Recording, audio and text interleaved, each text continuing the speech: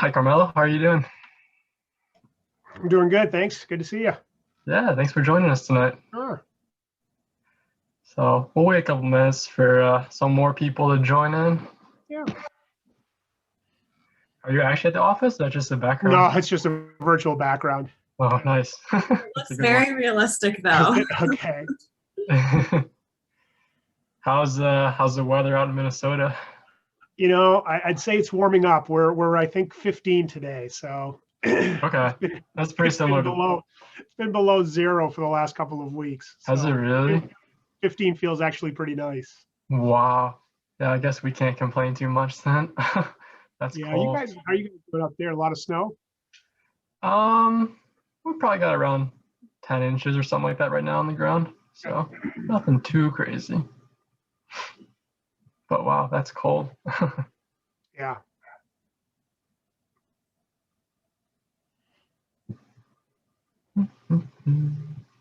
I grew up right outside of Boston, so lived pretty much my entire life out there in New England. So made it out to the Midwest here, I guess.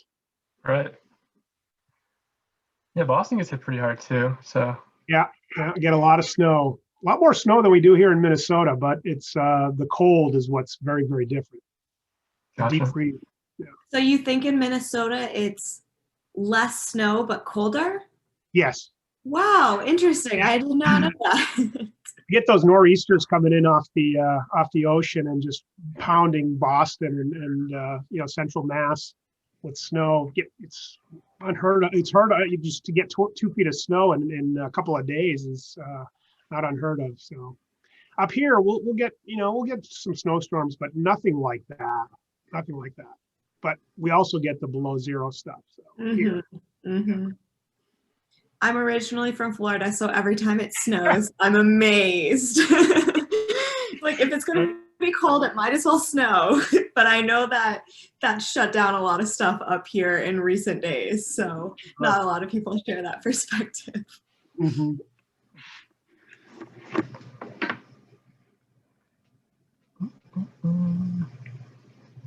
So are you right in Minneapolis then?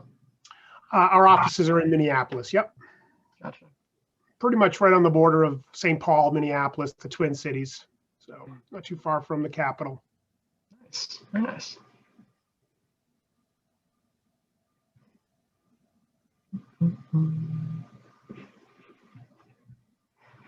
Okay, we'll give it another 2 minutes and then we'll get moving.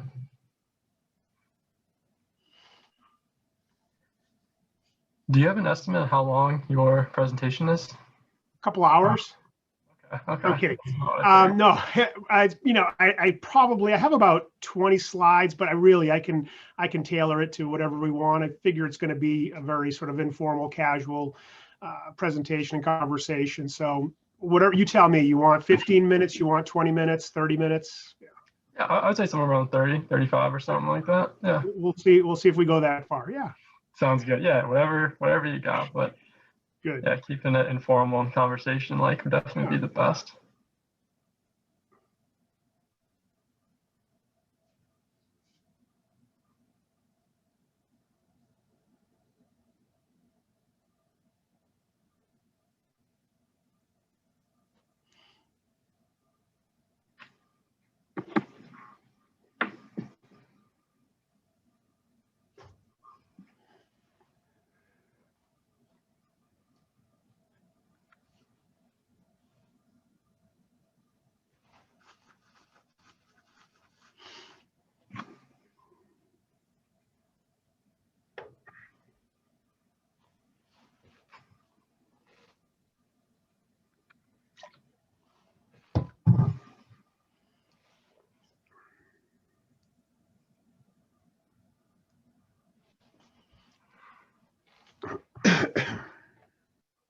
Did you guys watch the Mars rover thing land today? I heard about it. It's pretty exciting. Yeah, I was very excited. I was watching the whole live stream and stuff like that. Awesome.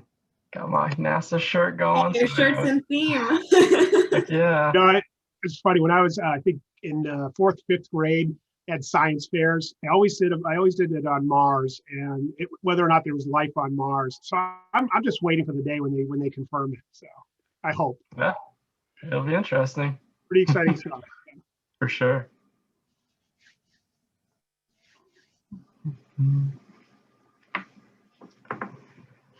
Okay, well, we'll get started, and then hopefully some more people will join us as we're moving.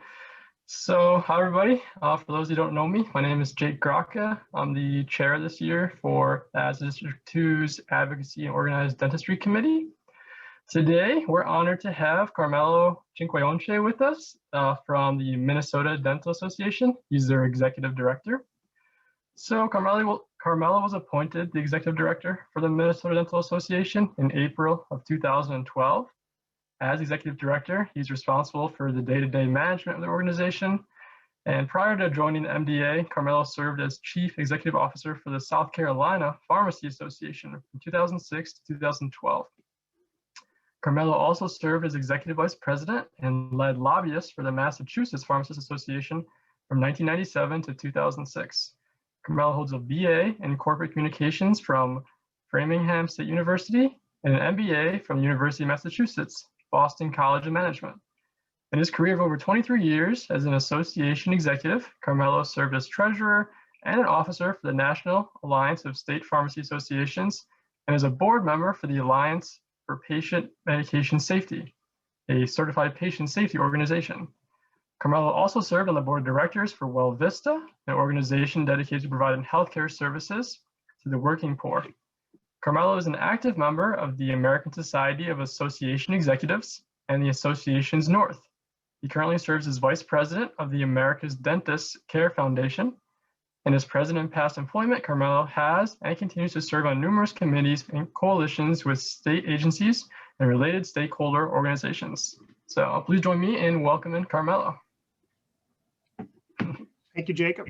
Or do you prefer Jake or Jacob? Jake's good. All right. Better than me. Well, thanks for having me. I appreciate it. Yeah, sounds like something my mom wrote, but that's great. Thank you. So Jacob or Jake, do you want to give me an opportunity to share my screen or? Yes, let's do that. So. If we're ready to start, I don't know where you're at. Yeah, we're good. I forgot to add you as a host.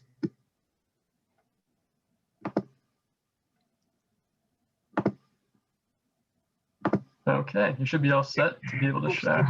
Looks like we got it here. Just give me a sec to pull up my slides here. Let's see what I can do. All right. I'm going to go ahead and share. Tell me when you can see my screen. Okay, can see it. All right, let me see if I can advance it. I think I should be able to. All right. Good. Awesome. Everybody can see it? Yep. Awesome. Well, good. Well, thank you. I appreciate the opportunity to come and speak to you this evening a little bit about mid-level dental providers in Minnesota. You know, we're the first in the nation outside of maybe Alaska that had dental therapists or mid-level dental providers. So we often get requests and calls, mostly from my counterparts across the country, all who are dealing with legislation to establish mid-level dental providers. I don't think it's a secret that organized dentistry maybe isn't so much on board with it and hasn't fully embraced it. But, you know, Minnesota has now had it since 2009. So we get a lot of, again, I get a lot of calls from my counterparts wanting to know how it's going, wanting to know, you know, how it came to be in Minnesota, et cetera. So certainly no stranger to sharing a bit of the history of dental therapy and where we are today. Still rather new, but we'll go through some slides and maybe we'll answer some questions. It seems like there aren't that many folks, about 20 or so folks on the call tonight. So I want to keep it informal. If you do have a question, just chime in and I'd be more than happy to try and answer it for you. So we'll kind of keep it casual. And I know people get tired of seeing a talking head and probably all tired of Zoom too as well, now that we're over a year and almost a year now into this pandemic. So hope everybody's doing well. All right, so I figured tonight maybe we'll talk a little bit about the history of the Minnesota experience, how we got to where we got. the educational requirements for dental therapy, some of the scope of practice. I'll just touch on each of these things. Probably not going to go too much in depth. And then, current information. Usually I get questions of how many, where are they practicing, et cetera. So we'll touch on a little bit of that. Does that sound good, Jake? Sort of sound right up what you like to see? Okay. That sounds great to me. Yeah, thank you. Sure. So let's look back a little bit here. This is before my time with the Minnesota Dental Association, but certainly I've had the opportunity to have multiple conversations and education on the history of mid-level providers and dental therapists in Minnesota. Basically, back in 2006, there was this well-organized group of dental clinics, primarily nonprofit dental clinics, as well as some academic institutions that really wanted to establish what they were calling at the time this advanced dental hygiene practitioner. And the National Association of Dental Hygienists was also supportive and certainly moving these initiatives forward. And they started with Minnesota. I'm not really sure why they selected Minnesota over any other state in the country, but what they went ahead and done, they went and created this educational program and developed this program long before they even had the Practice Act changes or even contemplating the Practice Act changes. They wanted to construct this educational program first and foremost, and then potentially seek legislation at a later date. They were successful enough to go to the Minnesota State Colleges and University System, and in 2006, that master's program that they developed was approved.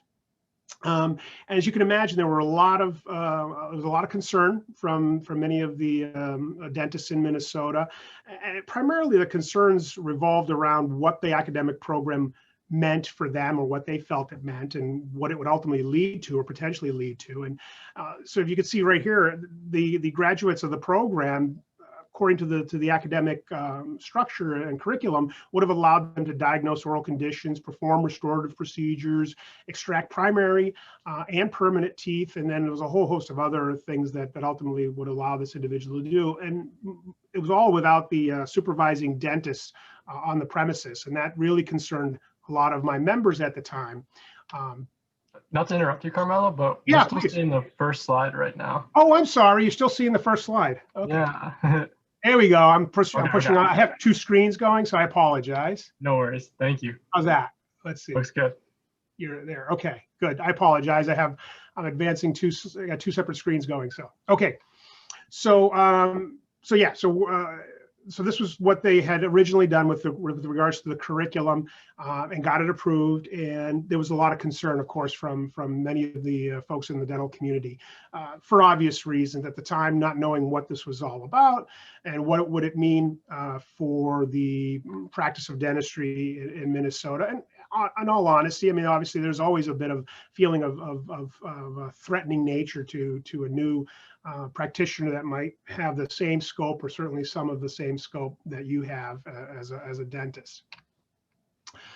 So this group came to be known as the Safety Net Coalition. There were a lot of nonprofits, et cetera, that were a party to this initiative, the academic institutions that were putting this forward as well.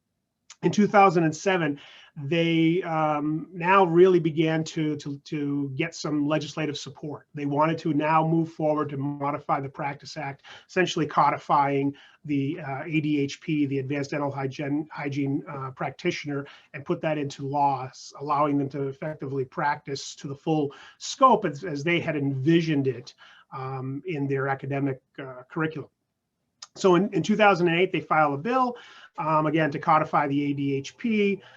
It was restricted to being a hygienist, so you had to have the prerequisite of being a hygienist, and it would be a master's level program. And then, again, pretty much what we had talked about in terms of the curriculum. So this bill would have done all of these things, essentially allowing an ADHP to practice in a manner that had many of my members concerned at the time.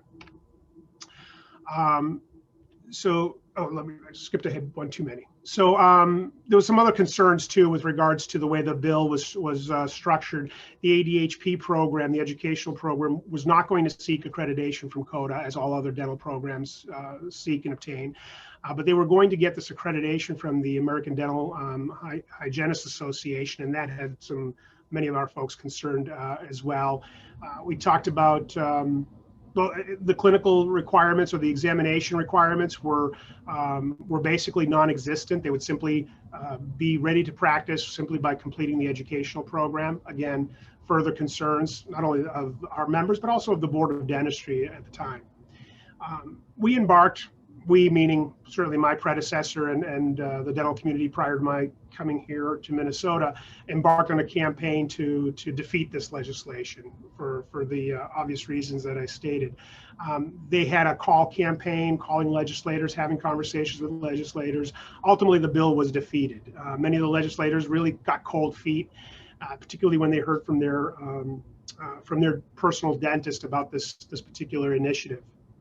But one thing that did come out of that legislative session was that the legislature said, go work this out, and developed a work group, or called to have a work group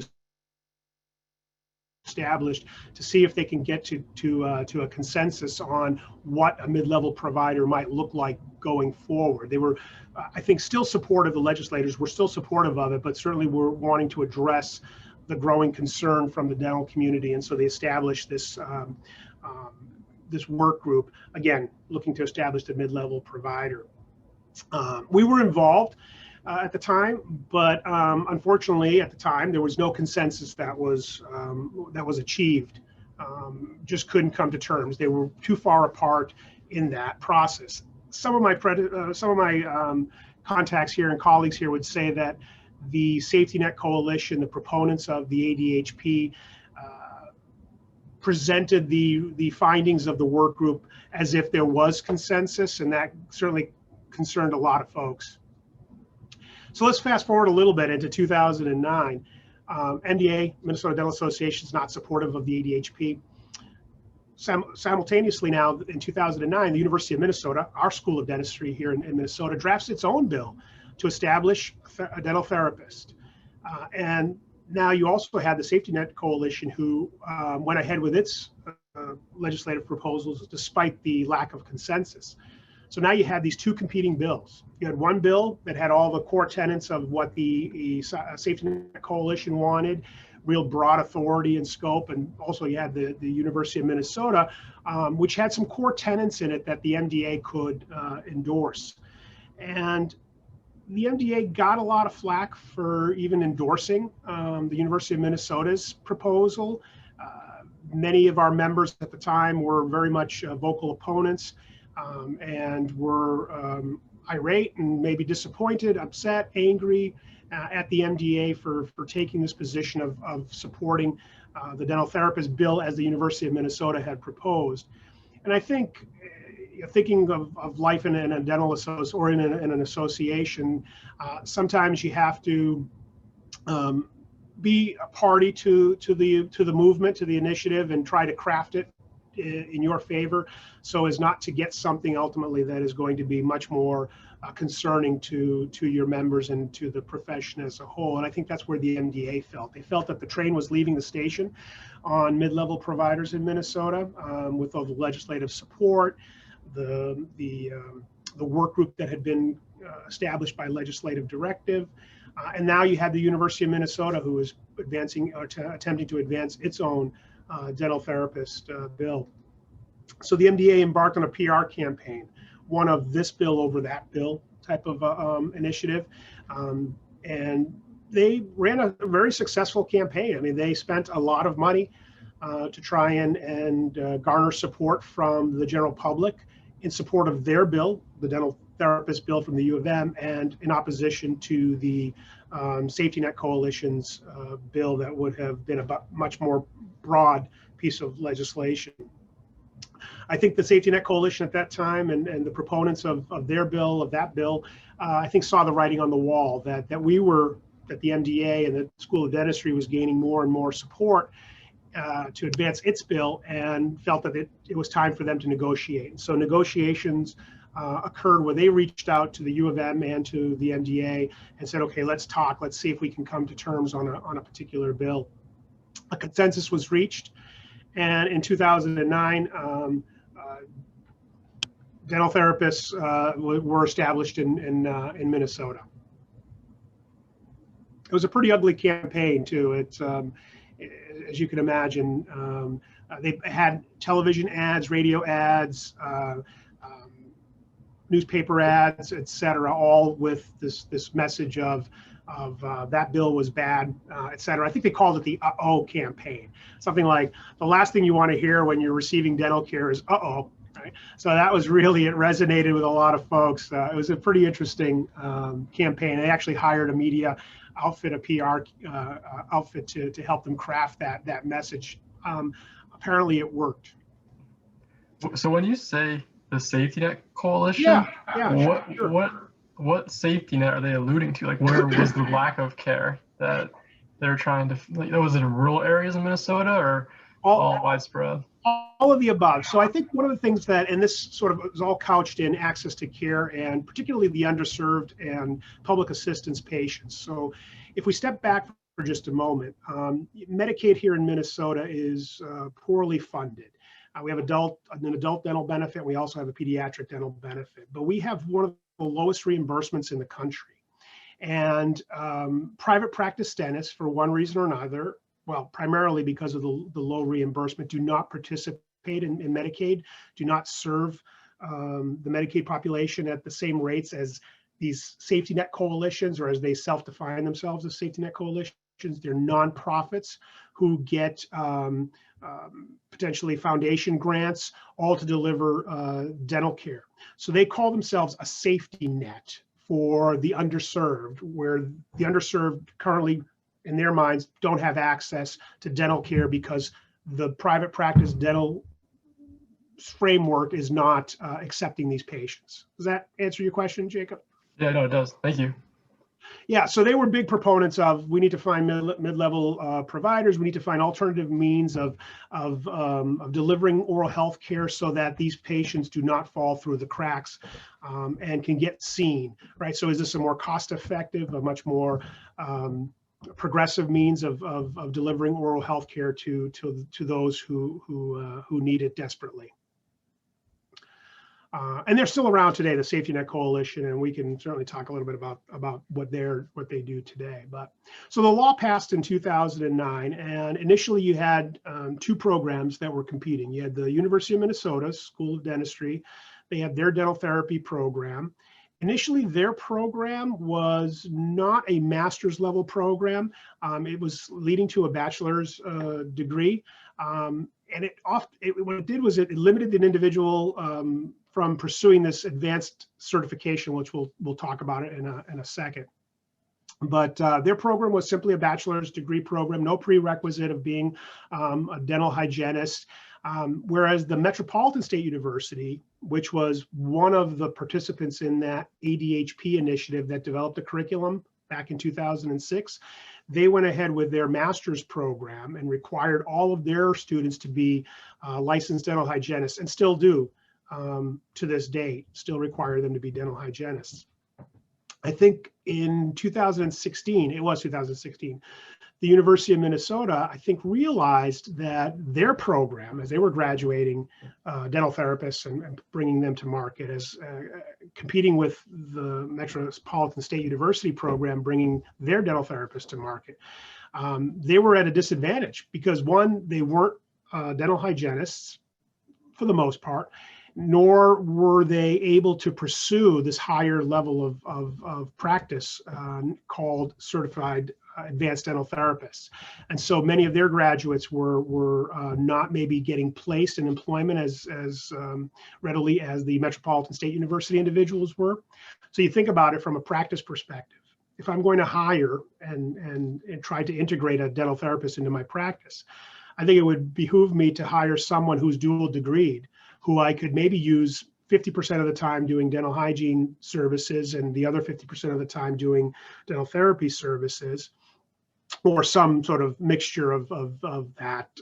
Whereas if I hire a University of Minnesota student who's a dental therapist who doesn't have a dental hygiene degree, I'm limited to just using them and utilizing them 100% of the time to do dental therapy scope of practice. And then beyond that, they can't even pursue and obtain this higher level designation because their program was not a master's program, if that makes any sense. So The U of M started with bachelor's program, no master's, no requirement for dental hygiene. Metropolitan had master's and hygiene requirement.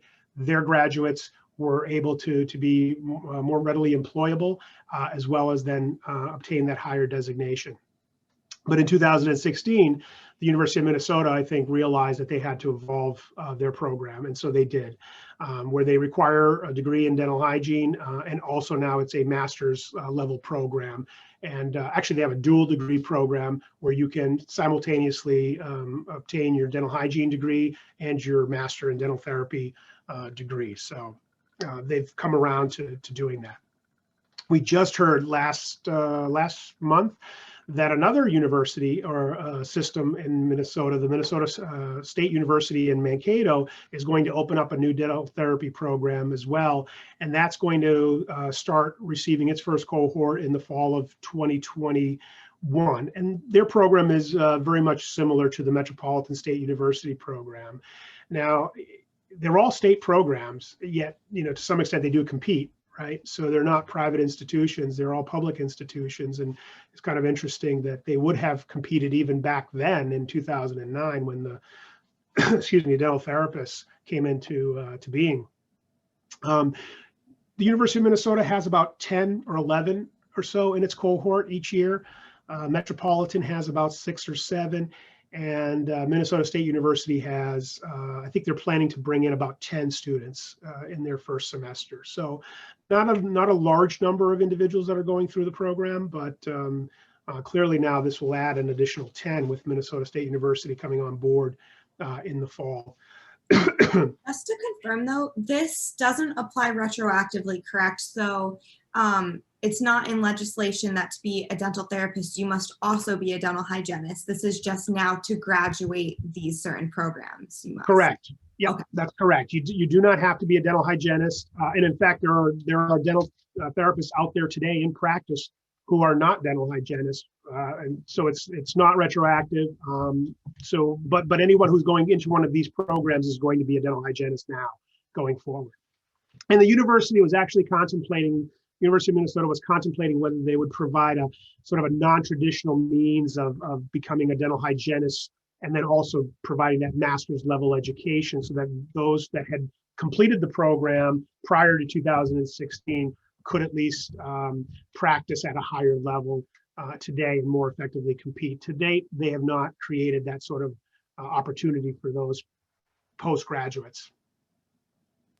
And so these programs, are they CODA approved? And then also, do the graduates have their own license, or are they practicing underneath somebody else's license? Yep, very good questions. So none of them are CODA approved yet. The University of Minnesota is well on its way to getting CODA approved. I think the only CODA approved program right now is the Alaska program, and it just received CODA accreditation over the summer of 2020. But the University of Minnesota is definitely on its way to receiving CODA accreditation. But the Board of Dentistry has recognized and approved the curriculum in all of these settings as it stands today. They are licensed by the Minnesota Board of Dentistry, our licensing authority.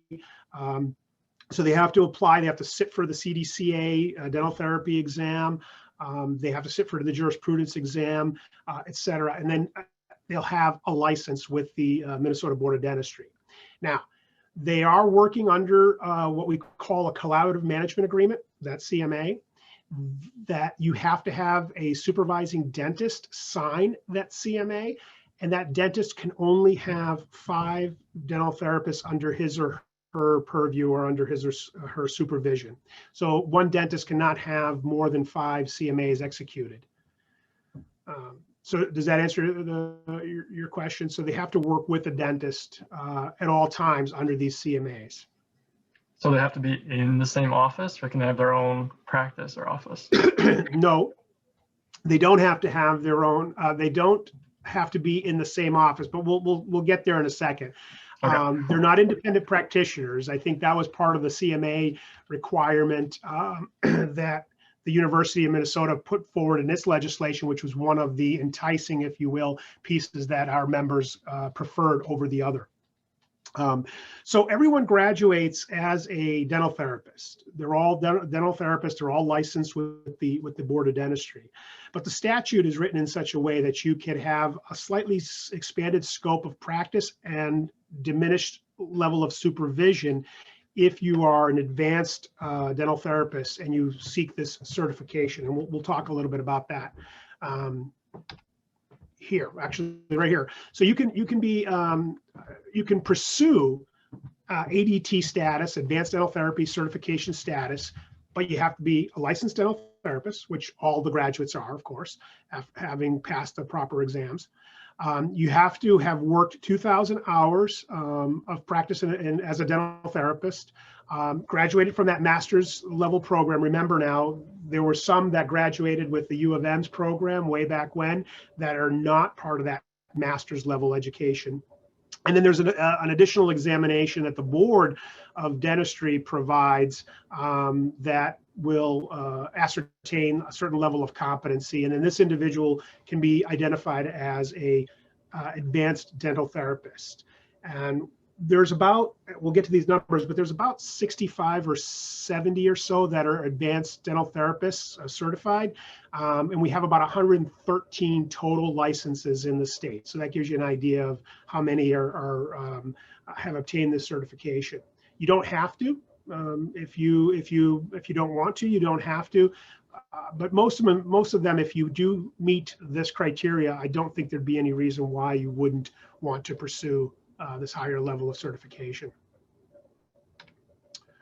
So here's where I think, sort of the supervision question comes. This is a dental therapist scope of practice, and I'm not going to go through each one of these, but we have varying levels of supervision in Minnesota, which most states do, called general, direct, indirect supervision. So general supervision is does not require the presence of the dentist in the office or on the premises, but it requires that the dentist has prior knowledge and consent and provides consent before any work is performed. Now, this is sort of less invasive procedures that fall under general supervision. That means the dentist could be out and off doing other things outside of the four walls, if you will. So, and that falls under general supervision. And I can make these slides available for you too later. So if you want to go through these in more detail. But now you have what we call indirect supervision, where the dentist must be in the office and remain in the office, and dental therapists can then do a bit more complex procedures. Namely, there are some extractions of primary teeth. There might be some restorative work that can be done, but that can only be done if the dentist is in the office and supervising. Indirect is a kind of a weird term. It's how the statute is written, but indirect supervision means basically the dentist is to be in the office and authorize the procedure and remain in the office. And then the dental therapist can perform these higher level procedures. Now, so then what does an advanced dental therapist, what do they get to do, if you will, if I seek this certification, et cetera? Their entire scope of practice, which includes all of what I just shared with you for a dental therapist, is included, but they can do that under general supervision now. That means that they can do the extractions, the restorative work without the dentist being in the office or on the premise, but always with the prior knowledge of and consent of the dentist.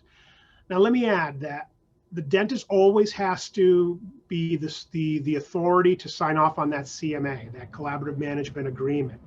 In that collaborative management agreement, the dentist could limit, certainly can't expand because it doesn't have the statutory authority to expand the scope, but they can certainly limit the scope and enumerate the procedures that they feel comfortable with. Now, if they don't feel comfortable with the extraction of permanent teeth with some mobility, then they can certainly write that into the CMA and say, you are prohibited from doing this. The dentist has that direct oversight and control, et cetera, at all times.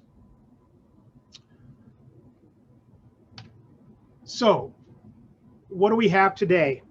And this is kind of, I think, the question that was asked. We have right now, as of February 1st, 113 licensed dental therapists in the state of Minnesota. And 65 plus, could be, I think, closer to 70 now, are considered the certified advanced dental therapists. But just to put it in perspective, this is the latest data as of February 1st. We have just over 4,000 dentists licensed in Minnesota, just about under 6,000 licensed dental hygienists, and approximately 7,400 dental assistants in the state of Minnesota. So the program's been around now for 11 years, right? Or maybe now going on 12 soon. And we have about 113 licensed dental therapists in the state. And I think this is an important number to remember, which we'll come back to in just a moment. So the question we often get to is, where are they practicing? And this data, unfortunately, is from 2019. I think we had about just under 100 dental therapists when this data was pulled. So we haven't added too many more dental therapists to the mix. We are getting data, current data as we speak. So we should have 2020 data coming on board soon, and I'd be more than happy to share that with you. But it's probably not going to change much, going from just under 100 dental therapists to what we have today is 113. This is probably not going to change much. But what we see here is that over 50% are working in private practice, which the proponents of the dental therapy movement back in 2006 and then 2009 were those safety net coalitions, those clinics that were nonprofits that were primarily serving the underserved, making the case that they would be the ideal location to employ a dental therapist. But I think what we found, and just the data tells us, is that the dental therapist may actually work better in private practice and maybe not as well in these nonprofit clinics. And I'll share with you that I had a nonprofit clinic share with me just about a couple of years ago that they couldn't make it work with a dental therapist, particularly if they got themselves into a situation where they required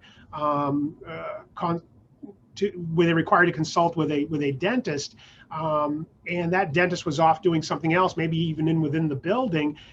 They were requiring a bit more attention and were drawing dentists away from active cases, and they just couldn't make it happen, particularly with the low margins. And so they felt that they couldn't continue to employ the dental therapist and parted ways. And I think to this day, do not employ, this one particular clinic, do not employ dental therapists. But what we're hearing, and more from my members that are in private practice, that they're making it work. They're finding a way to make dental therapists work in their practice. And I think it goes back to what we talked about earlier, was the public assistance programs that pay poorly in Minnesota. I think we were 48th, 49th in the country. 48th, 49th in the country with regards to reimbursement for public assistance programs. So hard to make that, make it go in your practice because the revenue source and the financial viability of delivering care to that population, unfortunately, just isn't there, despite the intentions of the practice wanting to serve that population. But here comes a dental therapist who is in statute specifically stated as that they should be directly working primarily with underserved and public assistance patients, that you can make a go of it. You can bring in a dental therapist and employ them to maybe see public assistance patients, provide some of some of those procedures that would have otherwise been done by a dentist at a higher rate, hourly rate. And the dental therapist can do that at a lower rate. And so I think many of the private practices are finding that to be the case. Now, we're still talking about 113 dental therapists, right? And so 50% plus are in private practice. You're still talking just over, 50, 60 dental therapists that are employed in private practice. But I think it was a surprise to folks when seeing this data, particularly when private practice dentists were the biggest critics of dental therapy. Do you think, does it seem that dentists have used the dental therapist as a way just to like increase the production of their office rather than actually contributing to increase access to care? Yeah, so that's a great question. Yeah, so there are some reports that and I'll share them with you shortly here. But there are some reports that say that access to care has increased. I think that that should be probably looked at with some skepticism. I mean, when you talk about 4,000 dentists, 5,700 dental hygienists, and 113 dental therapists, it's hard to conclude that maybe the access to care issue has been solved in Minnesota. It's like a drop in the ocean. Yeah. Right, exactly. But a lot of these reports that do come out, and you know, there are reports looking at maybe that sort of microcosm of one dental practice. But have we addressed and solved the access to care issue in Minnesota? Absolutely not. I'll be the first to tell you we are a long way from addressing the access to care issue. And then there's also the argument that sometimes proponents make is that we need greater access in rural Minnesota. But I think what that fails to recognize is that the reasons why dentists or others are not locating in rural parts of Minnesota or rural parts of America are equally applicable to a dental therapist as they are to a dentist. And all of a sudden, simply because you're a dental therapist doesn't mean that the reasons to go and locate in rural Minnesota or not to locate are gone. You're still going to want to gravitate towards metropolitan areas. And the data shows that as well. So this somehow silver bullet solution to rural America or rural Minnesota is dental therapy. It doesn't answer the question as to, well, what would drive them to rural America at any greater rates than a dentist or a dental hygienist or a dental assistant? And I don't think anyone's been able to tell me that. Good question to build onto Jake's. So on that kind of vein, is there any data you mentioned, well, the dentist doesn't need to be within those four walls, but when the supervision happens, like, do they ever check in person? And then I guess the question is, if they have to have a dental hygiene degree to even get the dental therapist degree, what is pursuing them or what is encouraging them to go to any rural areas instead of staying as a hygienist in urban areas instead? I don't think there's anything that's really incentivizing them to go to rural Minnesota. And that's sort of my point I was making earlier, that there aren't sort of greater incentives simply by virtue of being a dental hygienist with a dental therapy degree. You're not any greater desire to want to go. I mean, I think that one of the predictors of whether or not you'll locate in rural America or rural Minnesota is having come from there. And that isn't even all that great in terms of you returning to rural parts of the state. You do definitely have to have a continued conversation with the overseeing dentist through that CMA. You have to have the ability to communicate and contact that dentist, and that dentist has to be able to come in and oversee that case if you need them to come in. So if they're not within the four walls, you have to have a means of getting them in there to oversee that case. So which leads me to say that there aren't many instances, at least not that I'm aware of, where you don't have that indirect supervision, where the dentist is in the office and remains in the office, regardless of whether you're a certified advanced dental therapist or if you're just a dental therapist without that. I'm trying to think of a case in which that occurs. No, thank you. That's very, very insightful. I appreciate it. I guess I'm just wondering, are there any like propositions being brought amongst like the House floor or anything like that to try to improve the access to care, or at least in rural areas, saying, oh, like something similar to the Indian Health Services Program, will repay part of your loans if you move out to these areas? Or is that not really a conversation that's happening? Oh, absolutely is a conversation. As a matter of fact, there's a piece of legislation right now that is looking for to add some more money to a loan forgiveness program that's already in existence in Minnesota. So there is a loan repayment program with the state of Minnesota, actually as an association and through our foundation, and funded by Delta Dental of Minnesota's foundation. We have $2 million available to help pay for student loans and debt if you locate in rural underserved areas. So there is money available. We are actually, so that's $2 million available through our foundation with funding from Delta Dental of Minnesota. And then we also have the state program, which has about $25,000 a year made available for licensed individuals who locate in rural Minnesota. In addition to that, there's another program which has, I don't know what the total figure is that we have available, but it's $60,000 a year for 5 years. If you, every year for the 5 years that you locate in an underserved area in northern Minnesota. And we have success in drawing folks to those regions through these loan forgiveness programs. But you'd be surprised how many will just not, regardless. Giving them $60,000 a year for 5 years, if you commit to those 5 years. We had one that went up for a year and decided that it wasn't for them and came back, actually had to pay the $60,000 back because you have to make the 5-year commitment in order to enjoy that money. So despite the huge financial incentive, it's still real challenging to go to rural Minnesota. I was telling you it's 15 degrees here. It's probably -20 up there. There are many, many reasons why folks aren't locating to rural parts of Minnesota.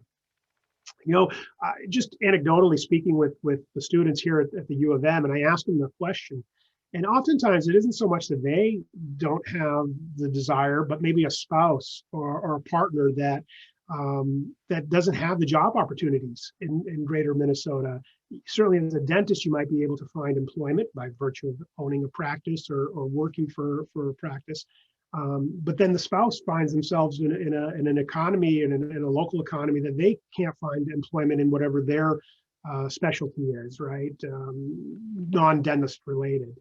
So it's challenging. So you always have to think about those two dual roles. And that was interesting. It was a recurring theme I got from many of the students. Again, anecdotally, just talking with them about why they didn't care to go to rural Minnesota, despite the fact that they were getting $60,000 a year. Multiple factors, you know. So here you have the large group community clinics, which are some of those safety net, FQHC, part of those safety net clinics. Hospitals were also part of the safety net clinics, some of the health systems that have dental practices. But you can see that the private practice is far the lion's share. Question that was asked, whether they're currently employed. So again, this is 2019 data, probably not that far off. How many are employed? How many are not seeking employment? 5% are not working and not seeking employment. So you have a total of about 9%, this is 2019 data, who are not in the workforce. So you have to come back from that 100 plus licensed individuals and come back. I've seen some that have moved out of state and moved to states where there is no authority to practice in their profession. And we know that more and more states are coming on board. I know Maine, Colorado, other states have passed or are contemplating passing mid-level provider legislation. But as I mentioned earlier, it's being met with tremendous opposition from organized dentistry. That's not a secret. If you look at the ADA, the American Dental Association is opposed to mid-level providers and continue to support efforts to oppose legislation in states that are contemplating this. You know, Minnesota, I'd say we're done with that because we established it in 2009, and there's no going back. Where no one's going to remove the statute that authorizes dental therapists. That's just not going to happen. So, and then practice location, you can see that over 60% are working in the metro area. And I guess here's maybe a better sort of view of the data. You can see that the solo private practices are this gold. I don't know if you can see my pointer, but those are right about here. I got a couple up northern Minnesota. Here's the metro area. For those of you, I know you're not from Minnesota, but this is the Twin Cities area. So you can see this huge concentration. This is Wisconsin over here, and North Dakota, South Dakota, and then Canada right here. So here it's about -20. So anyway, this is the metro area, and the 7-county metro. You can kind of make a circle around this area, and then you start getting area. This is about right here. This is about 4 hours from the metro, just to give you some perspective. That's 4-hour drive from here to there. So I know you guys are in Buffalo. So is that right? 4 hours to Albany? Is that right? I mean, we're scattered from all over the city, from Buffalo and different areas. But yeah, we're like 7 hours from New York City, from Buffalo. Right. So, and it's probably about that from northern Minnesota to southern Minnesota, just to give you a perspective. You know, I growing up in Boston, I could get to Montreal in 4.5 hours, and to Albany in about two. I think I could get to Albany in just over 2 hours from Boston, and then to Buffalo, I think was another 4 or so. But anyway, but sort of that gives you the perspective on where they're located. And I know I've gone probably way over my hour and a half. Or my half hour, so I apologize for that. Let me just go quickly here, and I'll make these available to you.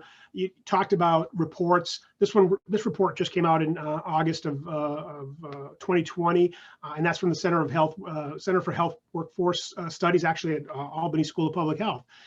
And you can see some of the findings that they had in their report. And there's a URL at the bottom where you can go and see this report.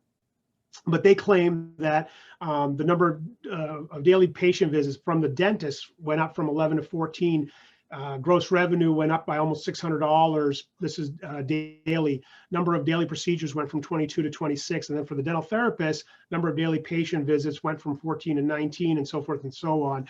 So they're claiming, huge success by bringing and integrating a dental therapist into their daily practice. And that report just came out in August of last year.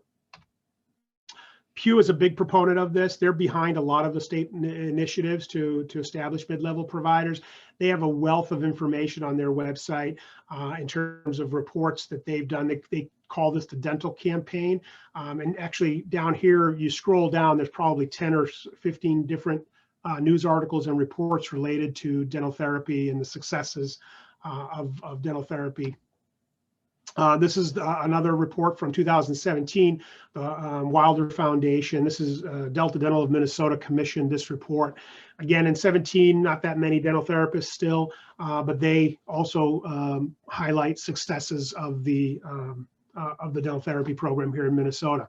So with that, I'm going to stop. I realized I went way over, so I apologize, Jake. When I get talking, that was a wealth of knowledge. No, I really appreciate it. Yeah. If anybody has any questions right now, if you want to toss them out. If not, well, we'll see. Anybody got any questions? I have a question. I have a question as well. You can go first. Oh, no, go ahead. Okay. So I was wondering, what is drawing hygienists to now pursue this degree and become licensed dental therapists? Is it a salary increase? Is it that they want to help patients by doing more work? Or what do you think? I think it's all of the above. I do think, though, that the salary expectations that were presented by the proponents of dental therapy, the university and others, didn't really come to fruition. I think they were estimating that dental therapists were going to be somewhere up in the $100,000 range, or just hovering just below those six figures. And from what we've seen and what we've heard, the salaries aren't nearly that high. So they're probably hovering around 70 or 80,000, which isn't certainly bad, but So an increase in wages absolutely is drawing dental hygienists. I think it's an increase in scope of practice and maybe some level of autonomy that they would have. Now remember, the University of Minnesota now is a dual degreed program. So you enter the program, theoretically, you don't necessarily have to begin the program as a dental hygienist. You can become a dental hygienist and become dual licensed. So you might have someone who has a desire to be in oral health care and sees the dual degreed program as a great way to deliver oral health care, both as a dental hygienist and a dental therapist. Now remember, you're talking about when you talk about the program that's in existence today that has a prerequisite of dental hygiene, they have about 6 or 7 in their class. So you're not having an overwhelming number of dental hygienists who are running to these programs, and that's 6 a year for the last, whatever it is, 11 years.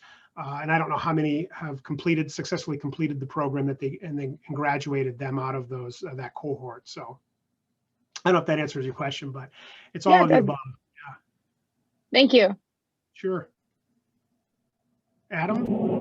Yeah, hey, how are you? Sorry, I'm driving from Sacramento back to LA, so I'm on the I-5. I apologize for the noise. But I am working for the state legislature out here in California. Very much understand this issue. it's a licensure issue, but it's a health issue. But my question is, from your perspective in Minnesota, what are the steps going forward, right? Because it seems like you're saying that the safety net programs were trying to say this is a healthcare issue. They're trying to incentivize better care for the disadvantaged, especially rural. I'm guessing Minnesota, which applies in California and many parts of the country as well. But we really don't see that happening. Like you said, the same reasons why dentists don't go to rural areas is the same reasons these people don't go either. Is there a sunset date for this legislation? Would you guys be open to help other states oppose the idea? Like, I guess, what is the stance going forward, right? Because like you said, there is this tide coming, mid-level providers, but if it's not a system that works, why not put more money to incentivize dentists to go to these areas, right? Because money wasted is not good. Yeah, no, I don't disagree with you. I think if you look at these isolated incidences, and I say them as isolated, right? Because you have 113 dental therapists. You see these studies, as I just showed you, the Pew study, the Wilder Foundation study, they're all looking at a particular practice and then taking the results, if you will, from that one practice, looking at some financial data, patient volume, et cetera, and then saying it's a huge success. But where are those practices located? Are they in the metro area, right? If you have most of them are in the metro area and a few are in rural areas, can you really claim access to care has been improved? Maybe you saw 5 more patients in the metro area, 5 patients that would otherwise have been seen anyway, regardless. So we have to talk about oral health access in greater Minnesota or greater America, rural America, et cetera. It's going to take more than dental therapists. Dental therapists aren't going to be, this is me speaking now, they're not the silver bullet. They're not the solution that I think they've been touted as. Will they help in certain areas, and are they beneficial for a dental practice? Sure, we've seen that. We've heard from many of our members, private practices that are employing them, and it's working. They're making it work. But to somehow present this as the solution to oral health access crisis in greater Minnesota or anywhere else, we haven't seen any data that would suggest that that is anywhere remotely the case. Simply the number of the volume of licensed individuals just isn't there to even come to that kind of a conclusion. But yet proponents will say that is the answer. We haven't seen it. And I think what we need to do is we need to look at innovative programs where we incentivize dentists to acquire practices, to establish practices in these rural communities. Those loan forgiveness programs are huge. They're key. We've been able to place a number of dentists in rural Minnesota as a result of those programs. Sometimes we see this as not a shortage of dentists, but a maldistribution of dentists. What I mean by that is that we have dentists that are maybe in abundance or close to that in the metro areas. They're all wanting to live and work in the metro area, but few are willing to go to rural parts of the state. So it's not a shortage of dentists. It might just be a maldistribution of dentists, that they're predominantly located in and around metropolitan areas. But that is not unique to dentistry. I mean, you look at any profession, rural America is struggling in a number of areas with workforce outside of dentistry. There's something else that we need to do to bring people to rural America. We have to provide those economic incentives, provide economic assistance, whether it's subsidized practice purchases, buildings. We've worked with several communities to say, do you have abandoned properties that you'd want to sort of convert to a dental practice? There's funding available for that to help somebody get started. So all of these economic incentives need to be looked at. And I've rambled on. I don't know if that answered your question, Adam. And I think one of your questions was, can we help? Yeah. So as I opened up the presentation, we get requests from those states that are fighting this issue. We will make ourselves available. We provide all of the resources and materials that we've used through our campaigns in the past, from opposition to dental therapy as it was originally proposed in 2006. We have dentists who have actually flown out to Maine and other states to testify on dental therapy for and against. So in short, Adam, I'd be more than happy to talk with you about what we might be able to provide in terms of resources and assistance. Yeah, no, that totally makes sense. But the thing is, if it doesn't, like you said, it's not a silver bullet that solves the problem. It takes momentum away from us getting better funding for the dental aspect of Medicaid. Yeah. You know, like in a way, it's almost counterproductive because like Minnesota, California has really crappy rates for our DentiCal as well, which is our dental part of Medicaid. Yeah.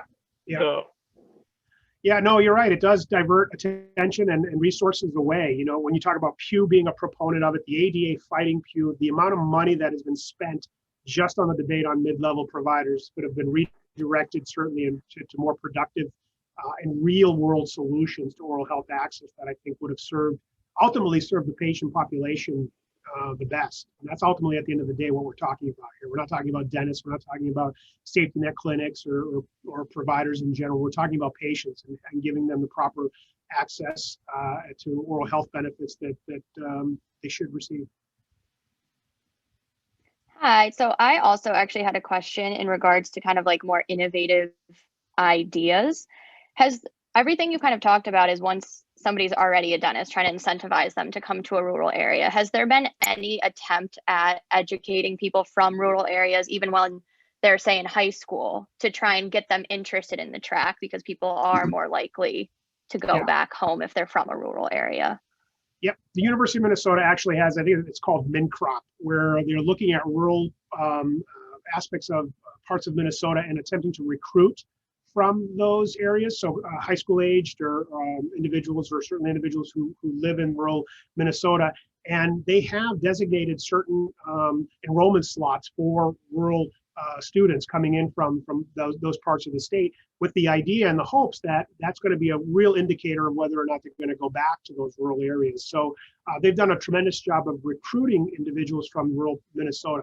The University of Minnesota has also looked at placing individuals in practice through sort of experiential opportunities with private practices out in rural parts of the state, exposing them. And that practice is encouraged to sort of bring that student into the community, bring them into their home and actually live with the dentist for a period of time, but exposing them to rural Minnesota and rural life in terms of what it has to offer, and it has to offer a lot.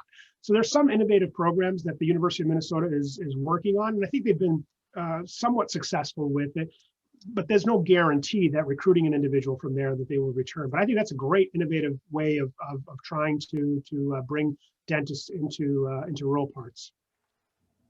I was also just curious, is residency required? I'm from like a very rural area in New York, and that's been something that's kind of helpful in our area, is having a residency program, even if it only keeps somebody for a year, to consistently have another person is helpful. Yeah, no, there's no residency requirements. I think New York is one of the only. Is that is that right? One of the few. Yeah, one of a few. New York, Delaware, California. Yeah, Delaware. That's right. Pathway in California. Yeah. California is a requirement to do a residency? It's one of the optional pathways. Oh, sure. Yeah. It is an option in Minnesota as well, but it's not a requirement, right? Gotcha. Yeah. So no, there's no residency requirement in Minnesota.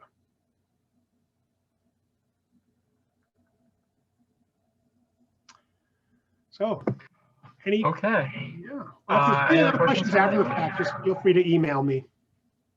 Sounds good. Yeah, I can send your email out to everybody. Yeah, I mean, if anybody was interested, we put together a document for breakout rooms. I mean, if you're interested in that, if you want to give the thumbs up reaction, just to gauge an idea. But I know it's already been over an hour. I don't really want to keep anybody unless you guys are very interested in that. So if you want to react with the thumbs up, if you're interested in that. If not, we can call it for tonight. Not seeing too many. Oh, I see one thumb.